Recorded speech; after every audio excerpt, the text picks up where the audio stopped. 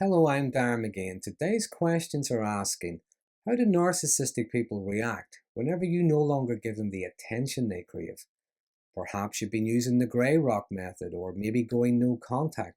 How do they react whenever you ignore them? So to answer these questions, I'll mostly be referring to what could be a romantic relationship. However, these things could apply to any kind of relationship with a narcissistic person. It could be with a parent, a sibling, even a friend.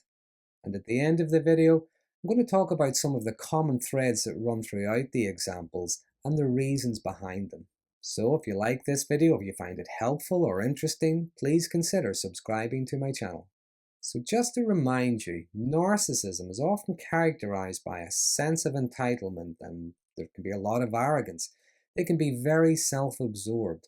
There's a lack of empathy for others and being highly disagreeable and highly sensitive to criticism. There is also a constant need for validation and admiration from others. This admiration makes them feel important, cherished, and because they believe they're entitled to it, the loss of it can cause an ego wound, and they can react in different ways to try to get it back.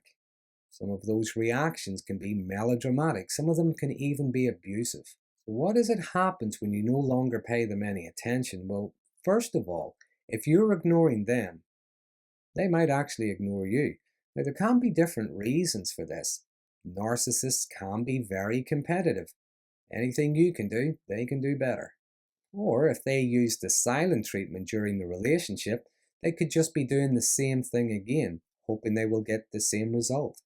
Or it could be maybe they're hoping that if you see they're not bothered, you might actually cave in sooner, so they win. Secondly, they might actually try to remind you of the good times. They might bring out old photographs of you together. Do you remember what a great time we had there? Look how happy we looked together back then. You might even hear questions like, where did it all go wrong? However, there's little to no mention of how they may have ruined some of those moments or how their behavior has contributed to your unhappiness. There may even be romantic gestures, sweet talking, gifts. They might try to lure you back with promises of, I was about to buy you a new car, or I was about to book us a world cruise. Now, whether they mean any of those things or not, once you're engaging with them again, they've won. Thirdly, they might actually try to reason with you. Now, they may even use some of the same phrases that you used endlessly to try to reason with them but got nowhere. They may say things like, can we agree to differ? Or can we try to meet each other halfway? Or could you try seeing this from my perspective? They may even acknowledge there is clearly something going on with you and maybe suggest you go and see a therapist to figure out what is wrong with you.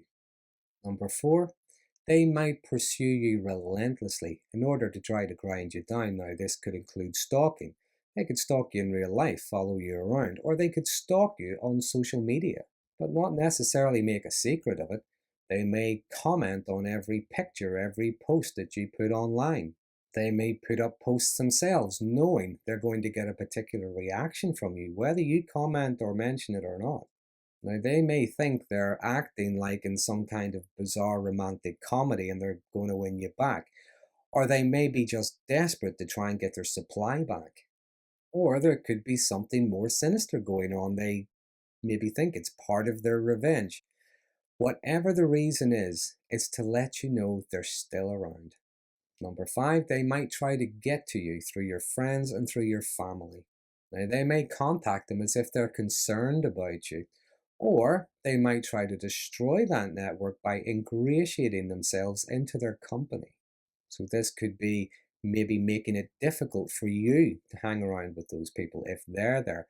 Or they could be spreading rumors and gossip to try to destroy your character, your reputation, doing and saying things that could make it difficult for those people to associate with you.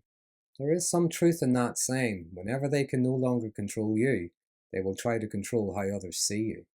And this can be very intrusive. You might feel unsafe, intimidated. And if you were to confront them, challenge them, assert yourself with them somehow, it's still a win for them because you've engaged with them. Bad attention is better than none at all. Number six is emotional blackmail. Now, this involves a lot of guilt tripping and a lot of shaming. How can you, after all I've done for you? Are you prepared to throw X number of years away? What will the children think? What about the cat? They may play on their illnesses, their issues, their traumas. How could you leave them in such a state? Does that not prove how uncaring and selfish you are? Or they may threaten to harm themselves, hoping that you will intervene. Number seven, they can become very aggressive. Now, aggressive to either get you back on side or to punish you, to seek revenge. Now, this can involve insulting, degrading language. There could be threats to expose your secrets. There could be threats of consequences if you don't comply. There can even be threats of consequences to others if you don't comply. In extreme cases, they can even become violent, physically violent, or they can destroy property. One way or another, those threats, those actions are often there to terrorize and to punish into submission. So there are 7 common narcissistic reactions to being ignored.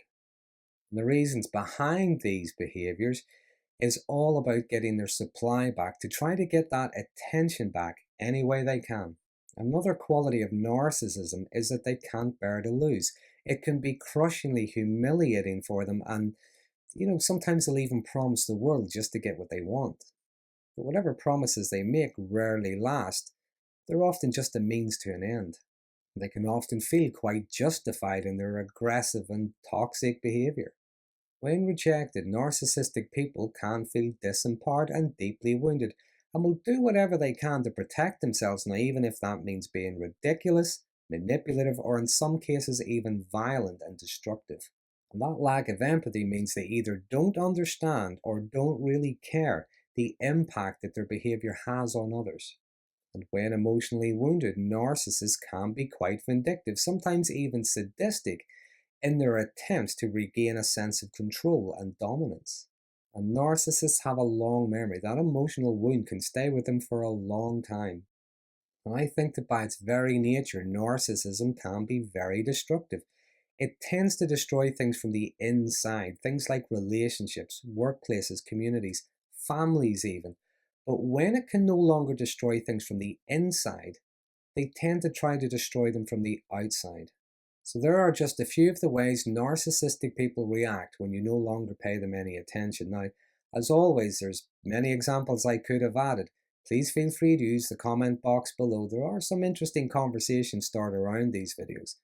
But as always, if you find this video interesting or helpful, please consider subscribing to my channel. And until next time, thanks for watching.